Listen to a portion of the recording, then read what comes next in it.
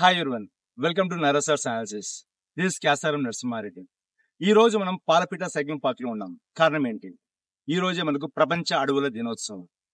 మరి ప్రపంచ అడవుల దినోత్సవం ఎందుకు సెలబ్రేట్ చేయాల్సి వస్తుంది? ఓకే, ఈ అడవుల వల్ల మనకు వచ్చే ఉపయోగాలు ఏంటి? ఈ విషయం మీకు చెప్పాల్సిన పని లేదు, కానీ ఒక విషయం మీకు అందరికీ చెప్పాలి. ప్రపంచ మానవాళి మొత్తం కూడా ఈ రోజు ప్రమాదంలో పొంచి ఉంది. కారణం ఏంటంటే రైజింగ్ సీ లెవెల్, అంటే పెరుగుతున్నటువంటి సముద్ర మట్టం.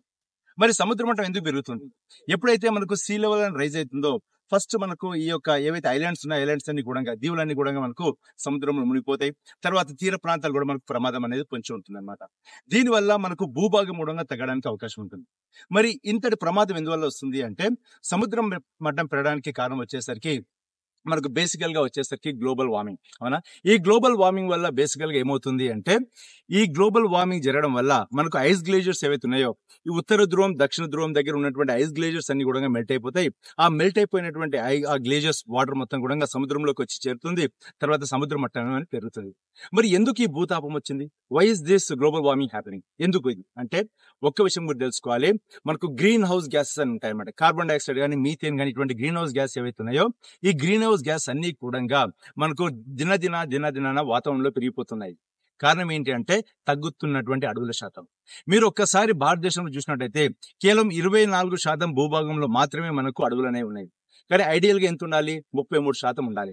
ఈవెన్ తెలంగాణ రాష్ట్రం తీసుకున్న మనకు 23% ఉన్నాయి. ఆంధ్రప్రదేశ్ తీసుకుంటే 21% ఉన్నాయి. అవునా? ప్రపంచంలో అత్యధిక విస్తీర్ణంలో అడవులు ఉన్నటువంటి ఒక దేశంగా రష్యా ఉంది. అండ్ మన ఇండియా గురించి చెప్పాల్సిన పరిస్థితి లేదు, రైట్? సో ఇలా అడవులను మనం కాపాడకపోతే ఓకే, దీనివల్ల మనకు బేసికల్ గా కంప్లీట్ ప్రపంచం యొక్క వినాశనానికి మనకు కారణమవుతాం అనమాట. కాబట్టి దయచేసి ప్రతి ఒక్కరు కూడా అడవులు పెంచండి. ఈ అడవులు పెంచడం వల్ల ఈ కార్బన్ సెక్వెస్ట్రేషన్ అనేది జరుగుతుంది. అంటే మనకు వాతావరణంలో ఉన్నటువంటి కార్బన్ డైఆక్సైడ్ ని ఈ అడవులు అనేవి మనకు అబ్జర్వ్ చేసుకుంటాయి. సో తద్వారా మనకు ఈ యొక్క వాతావరణంలో ఉన్నటువంటి కార్బన్ డైఆక్సైడ్ పర్సెంటేజ్ పెరగకుండా ఉండడం వల్ల ఈ సూర్యుడి నుండి వస్తున్నటువంటి కిరణాలు అబ్జర్వ్ చేసుకోకుండా అవి మళ్ళీ బ్యాక్ మనకు స్పేస్ లోకి పంపించడానికి అవకాశం ఉంటుంది. తద్వారా మనం ఈ యొక్క భూమిని మనం కాపాడుకోవచ్చు. దీనికోసమే మనకు 2016 సంవత్సరంలో భారతదేశం కూడా ప్యారిస్ అగ్రిమెంట్ సైన్ చేయడం జరిగింది. ఈ ప్యారిస్ అగ్రిమెంట్ ప్రకారం 1.5 డిగ్రీ సెల్సియస్ కంటే ఎక్కువగా ఈ 2100 వరకు పెంచకుండా ఉండాలని చూడమే దీని యొక్క ఆశయం. కానీ ఆల్రెడీ 0.9 డిగ్రీ సెల్సియస్ ఆల్రెడీ పెరిగిపోయింది. ఇంకా 0.6 డిగ్రీ సెల్సియస్ గ్యాప్ మాత్రమే ఉంది. కాబట్టి ఇటువంటి పరిస్థితి రాకుండా ఉండడానికి ఓకే, మనం ప్రతి ఒక్కరు కంకణం కట్టుకోవాలి.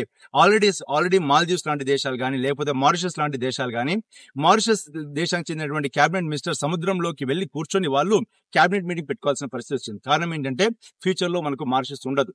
అదే విధంగా మీరు ఇండోనేషియా చూసినట్టయితే ఇండోనేషియా యొక్క క్యాపిటల్ జకార్తా ఉంటే జకార్తా సముద్రంలో మునిగిపోతుందని చెప్పేసి వాళ్ళు ఏకంగా క్యాపిటల్ ను మార్చుకోవాల్సిన పరిస్థితి వచ్చింది. కాబట్టి ఈ రోజు ఇండోనేషియాకి జరిగింది, ఈ రోజు మారిషస్ కి జరిగింది, రేపు మనకు జరగదు అనడానికి ఏమీ లేదు. And IPCC inter governmental panel for climate change వాళ్ళు ఇచ్చినటువంటి రిపోర్ట్ ప్రకారం చూసినట్టయితే 2100 వరకు మన భారతదేశంలో ఉన్నటువంటి 12 తీర ప్రాంత పట్టణాలు ఏవైతే ఉన్నాయో అవన్నీ కూడా 2 ఫీట్ల మేర సముద్రం పైకి రావడానికి అవకాశం ఉందన్నమాట. కాబట్టి it is never late, let us all arise awake and let's try to stop this global warming. Thank you, Andy. Wish you all the best on World Forest Day. Signing off, your Nara sir. Thank you.